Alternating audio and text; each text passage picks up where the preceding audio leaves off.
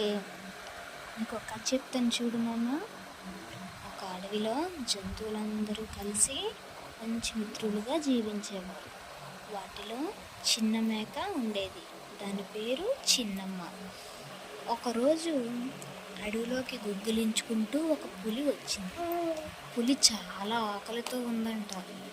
అది మేకను చూసి, "నువ్వు నాకు ఈరోజు భోజనం" అని అరిచింది. అరిచిన వెంటనే చిన్నమ్మ భయపడిందా? భయపడలేదు. చిన్నమ్మ భయపడకుండా అదే సమయంలో మేక చాలా తెలివిగా స్పందించింది. పులిగారు, నేను చిన్న మేకనే. నన్ను తింటే నీవు నిండు కడుపుతో ఉండలేవు. ఒక పని చేద్దామా అని చెప్పిందంట. ఏమని చెప్పిందంట? సమీపంలో ఉన్న గొర్రెల బల్లను చూపిస్తాను. ఆ గొర్రెలు పెద్దవిగా ఉంటాయి. అవి నిన్ను నిండుగా తృప్తిపరుస్తాయని చెప్పిందంట. పులికి ఆ ఆలోచన నచ్చింది. మేకను వదిలేసి గొర్రెల వైపు పోయింది. కానీ అప్పటికే అక్కడ గొర్రెల కాపరి వచ్చి ఉన్నాడు.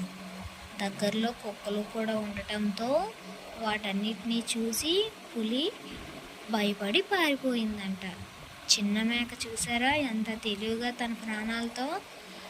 తన తెలివితో ప్రాణాలను రక్షించుకుంది. సో దీనివల్ల మనకు తెలిసే నీతి ఏంటంటే, తెలివిగా ఆలోచిస్తే ఎంతటి ప్రమాదాన్నైనా తప్పించుకోవచ్చు అని ఈ కథలో ఉన్న నీతి.